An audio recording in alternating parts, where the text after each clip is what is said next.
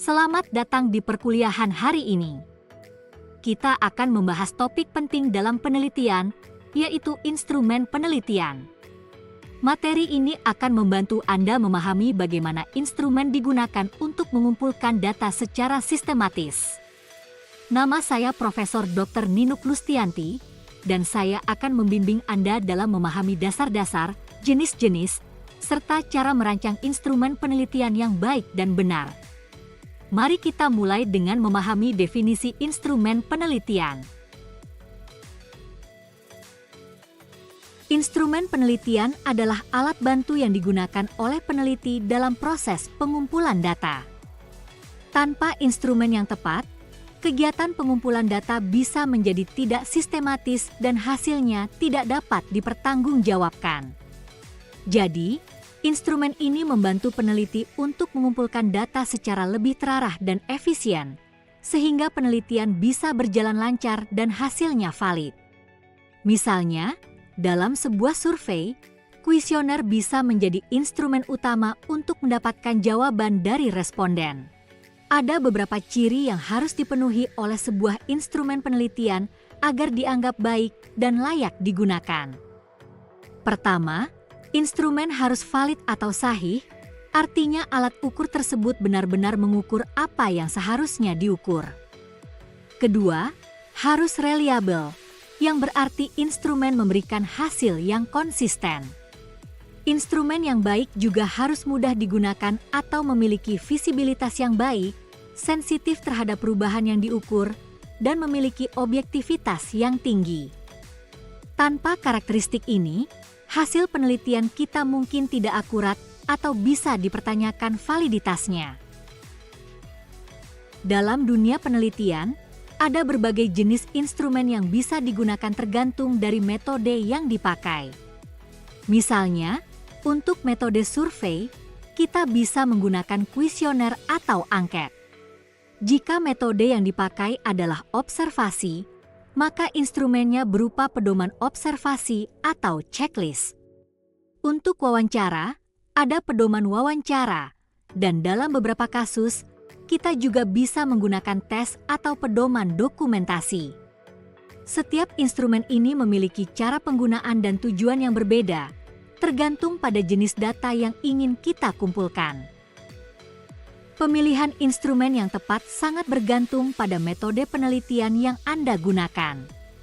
Misalnya, jika Anda melakukan penelitian berbasis tes, maka instrumen yang digunakan adalah soal tes.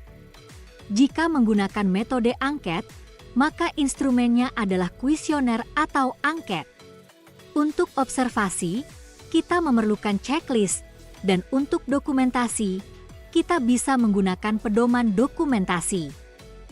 Penting untuk diingat bahwa instrumen harus sesuai dengan metode penelitian agar data yang dihasilkan relevan dan akurat. Mari kita ingat bahwa instrumen penelitian yang baik harus memenuhi kriteria tertentu. Selain validitas dan reliabilitas, instrumen juga harus sensitif, artinya mampu menangkap perubahan atau perbedaan kecil dalam data yang diukur. Objektivitas adalah elemen penting lainnya. Instrumen tidak boleh bias atau dipengaruhi oleh subjektivitas peneliti. Semua faktor ini harus dipertimbangkan saat merancang atau memilih instrumen penelitian.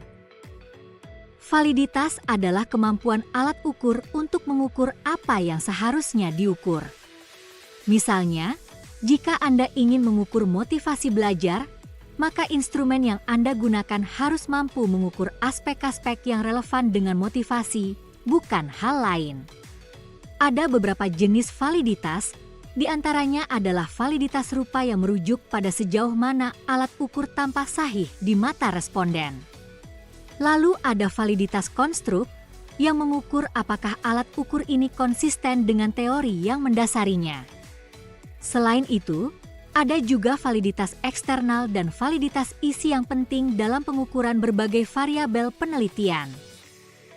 Selain validitas, reliabilitas adalah faktor lain yang sangat penting. Reliabilitas merujuk pada konsistensi alat ukur ketika digunakan berulang kali dalam kondisi yang sama. Sebagai contoh, Jika Anda menggunakan tes yang sama pada dua kelompok yang berbeda namun setara, hasilnya harus tetap konsisten. Ada beberapa cara untuk menguji reliabilitas, misalnya dengan menggunakan metode test retest, di mana instrumen yang sama diberikan kepada responden pada dua kesempatan yang berbeda. Jika hasilnya serupa, maka instrumen tersebut dapat dianggap reliabel. Dalam menyusun instrumen penelitian, ada beberapa tahapan yang harus dilalui. Pertama, kita harus memahami variabel yang ingin diukur dan mendefinisikan konsep tersebut secara konseptual. Setelah itu, menetapkan indikator-indikator yang relevan yang nantinya akan digunakan sebagai dasar dalam menyusun item atau butir-butir pernyataan pada instrumen. Pada tahap ini, penting untuk menyusun kisi-kisi instrumen dalam bentuk matriks yang akan memandu kita dalam merancang butir-butir pernyataan dengan sistematis. Setelah menyusun item pernyataan, langkah berikutnya adalah melakukan uji coba instrumen. Uji coba ini biasanya dilakukan terhadap sampel yang setara dengan populasi yang akan diteliti. Dari uji coba ini, kita akan mengetahui item mana yang valid dan reliabel serta item mana yang harus diperbaiki atau dihapus. Setelah instrumen direvisi, kita bisa memfinalisasinya dan menggandakan instrumen sesuai kebutuhan penelitian. Sebagai contoh, mari kita lihat penyusunan instrumen untuk mengukur motivasi berprestasi. Motivasi ini bisa didefinisikan sebagai dorongan seseorang untuk berbuat lebih baik dari sebelumnya atau dari orang lain. Item pertanyaan yang bisa digunakan misalnya, berusaha untuk unggul dalam kelompok atau menyukai tantangan. Setiap item ini harus didasarkan pada teori yang relevan, seperti teori Maslow atau S1MC High Pronunciation Kelan, yang menjadi dasar dalam memahami motivasi seseorang.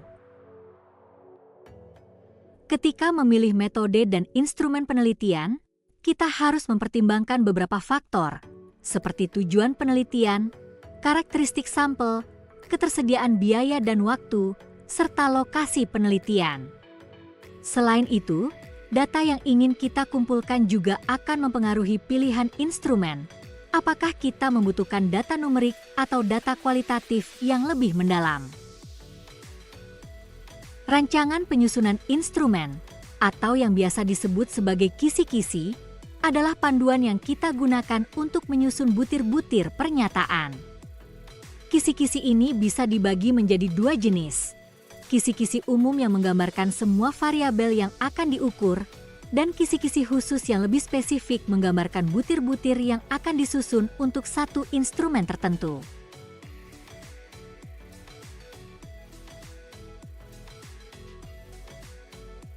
Manfaat dari rancangan kisi-kisi sangat besar. Dengan adanya kisi-kisi, peneliti akan memiliki gambaran yang jelas tentang jenis instrumen yang akan disusun, sehingga instrumen yang dihasilkan akan lengkap dan sistematis. Selain itu, kisi-kisi ini juga mempermudah peneliti dalam menuliskan butir-butir pernyataan karena semua aspek yang diukur sudah direncanakan dengan baik. Proses pengadaan instrumen yang baik dimulai dari perencanaan yang matang, dilanjutkan dengan penulisan butir soal, uji coba instrumen, penyuntingan, analisis hasil uji coba, revisi, dan akhirnya finalisasi instrumen. Prosedur ini harus diikuti dengan cermat agar instrumen yang kita hasilkan valid, reliable, dan sesuai dengan tujuan penelitian. Demikian materi perkuliahan hari ini. Terima kasih dan semoga penjelasannya membantu Anda dalam memahami bagaimana menyusun dan menggunakan instrumen penelitian dengan baik. Jika ada pertanyaan, jangan ragu untuk menghubungi saya. Sampai jumpa di sesi perkuliahan berikutnya.